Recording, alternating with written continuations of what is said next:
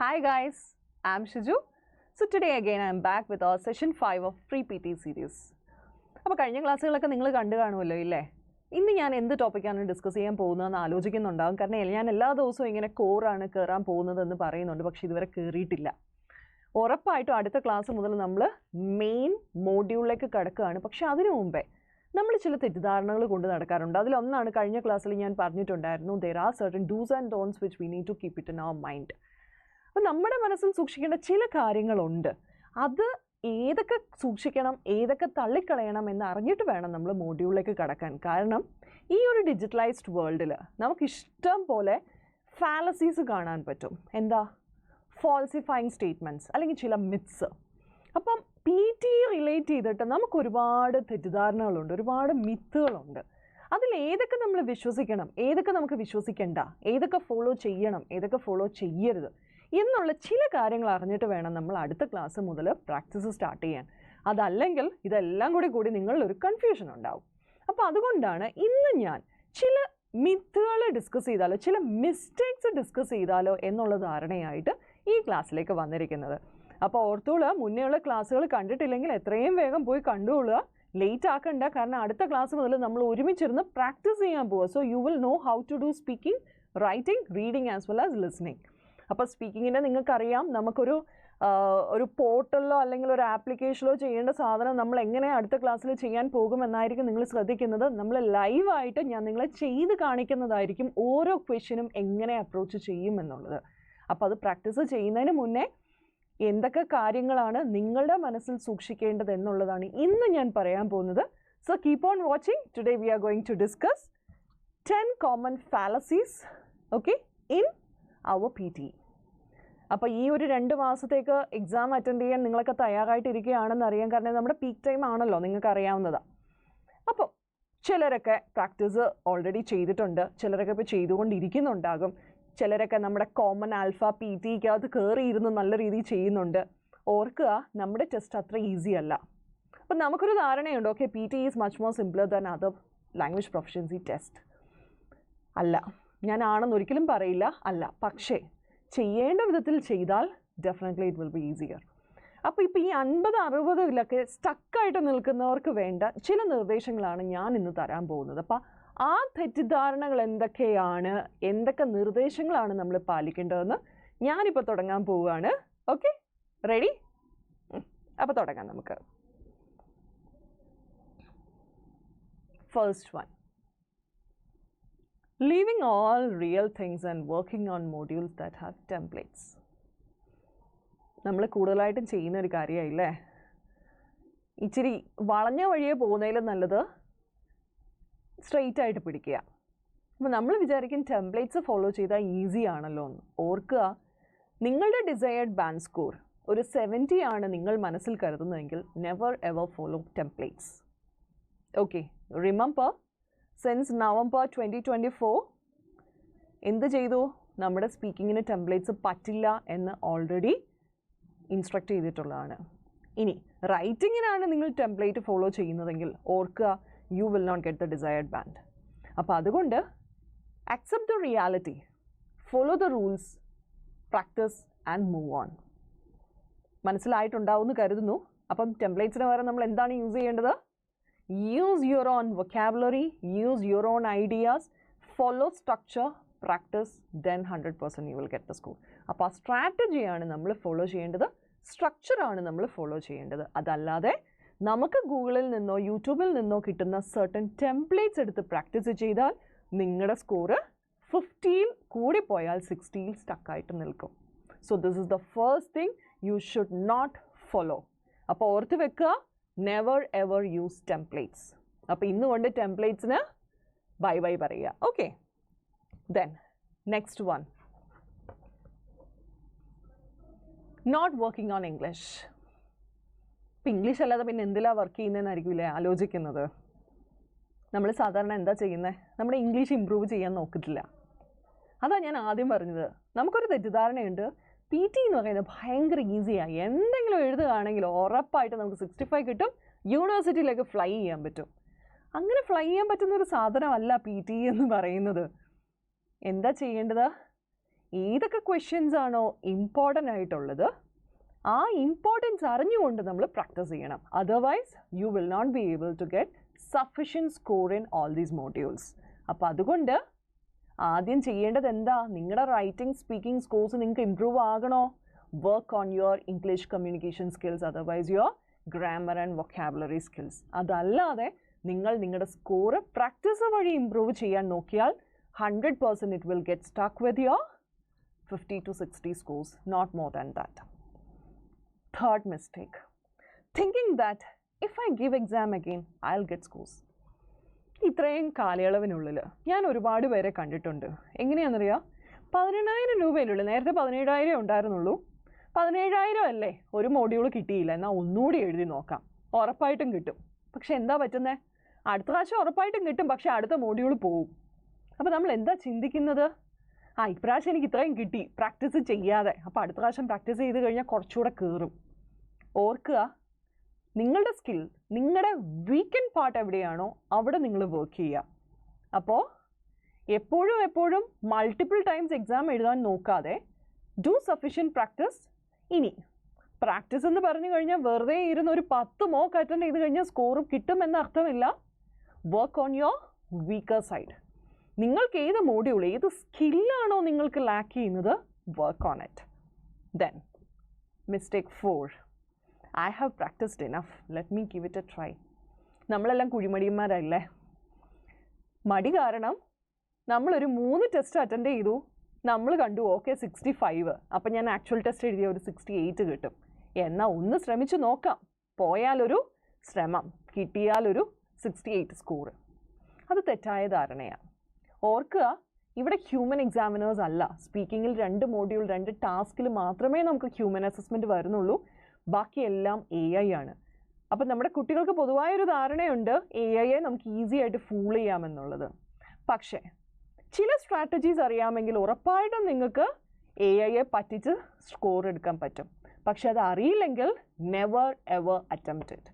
അങ്ങനെയാണെങ്കിൽ നിങ്ങളുടെ ഉള്ള സ്കോറും കൂടെ നിങ്ങൾക്ക് നഷ്ടമാകും. Then next one, my speaking is always 90, I don't have a problem there.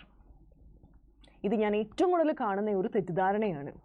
നമുക്കൊരു സ്പീക്കിങ്ങിനോ അല്ലെങ്കിൽ ലിസണിങ് മോഡ്യൂളിനോ ഒരു 90 അല്ലെ പോട്ടെ 80 കിട്ടിയോ, നമ്മൾ അടുത്ത പ്രാവശ്യം ബാക്കി 3 മോഡ്യൂൾ ട്രൈ ചെയ്യും. പക്ഷേ അടുത്ത പ്രാവശ്യം ചെയ്യുമ്പോഴത്തേക്ക് സ്പീക്കിങ്ങിൻ്റെ സ്കോർ നേരെ 60 വരും, ചിലപ്പോൾ ലിസണിങ്ങിൻ്റെ സ്കോർ നേരെ 80 ചെല്ലും. ഓർക്കുക, PT is an integrated modules test. സ്പീക്കിങ്ങിൽ തന്നെ അതുപോലെ തന്നെ റീഡിങ്ങും അസസ് ചെയ്യുന്നുണ്ട്, റൈറ്റിംഗ് അസസ്മെൻറ്റ് വരുന്നുണ്ട്, റീഡിങ്ങിൽ റൈറ്റിംഗ് അസസ്മെൻറ്റ് വരുന്നുണ്ട്. സോ നിങ്ങൾ ഏതൊരു മോഡ്യൂൾ എടുത്താലും അതിൽ മറ്റൊരു മോഡ്യൂളിൻ്റെ അസസ്മെൻറ്റ് സൈമൾട്ടേനിയസ് ആയിട്ട് വരുന്നുണ്ട്. അപ്പം നിങ്ങൾ ഒരു മോഡ്യൂൾ പെർഫെക്റ്റ് ആണ് എന്ന് പറഞ്ഞ് കാത്തിരുന്നാൽ definitely you will be losing the scores in other modules as well. So understand whichever questions are important in all these modules, work on those questions and try to improve your score. ഒരിക്കലും നിങ്ങൾ over confident ആകരുത്, എനിക്കൊരു മോഡ്യൂളിൽ 90 കിട്ടി അതുകൊണ്ട് ഉറപ്പായിട്ടും നിങ്ങൾക്ക് actual ടെസ്റ്റിൽ 90 കിട്ടും എന്നുള്ളത്. അപ്പോൾ ഇതെല്ലാം സ്വാപ്പ് ചെയ്ത് കിടക്കുന്നത് കൊണ്ട് പ്രോപ്പർ പ്രാക്ടീസ് ഓരോ മോഡ്യൂളിനും ഇല്ലെങ്കിൽ നിങ്ങൾക്കൊരിക്കലും 90ലേക്ക് എത്താൻ പറ്റില്ല. Then mistake 6, remember wrong practice leads you to get a wrong score, otherwise a less score. ഞാൻ എന്തുകൊണ്ടാണ് റോങ് പ്രാക്ടീസ് എന്ന് പറഞ്ഞത്? ഒരു മോക്ക് അറ്റൻഡ് ചെയ്തു, ഓക്കെ 55, അടുത്ത മോക്ക് അറ്റൻഡ് ചെയ്തു, ഓക്കെ അത് ഉറപ്പായിട്ട് 65 എന്നർത്ഥമില്ല. നിങ്ങൾ പ്രോപ്പർ പ്രാക്ടീസ് ചെയ്യാതെയാണ് ഇത് ചെയ്യുന്നതെങ്കിൽ ഉറപ്പായിട്ടും നിങ്ങളുടെ സ്കോർ ഇംപ്രൂവ് ആകില്ല. എന്തുകൊണ്ടാണ്? Because you are not even understanding what all are the mistakes here. So one time if you practice, understand your mistakes, correct it, learn, move on. അപ്പോൾ ഓരോ തവണയും നിങ്ങൾ പ്രാക്ടീസ് ചെയ്യുമ്പോൾ നിങ്ങളുടെ തെറ്റുകളെ കണ്ടുപിടിച്ച് മനസ്സിലാക്കി അതിനെ തിരുത്തുകയാണെങ്കിൽ then I'll tell you your practice is more productive. അതല്ലെങ്കിൽ അത് എഫക്റ്റീവ് ആണെന്ന് നമുക്ക് പറയാൻ പറ്റും.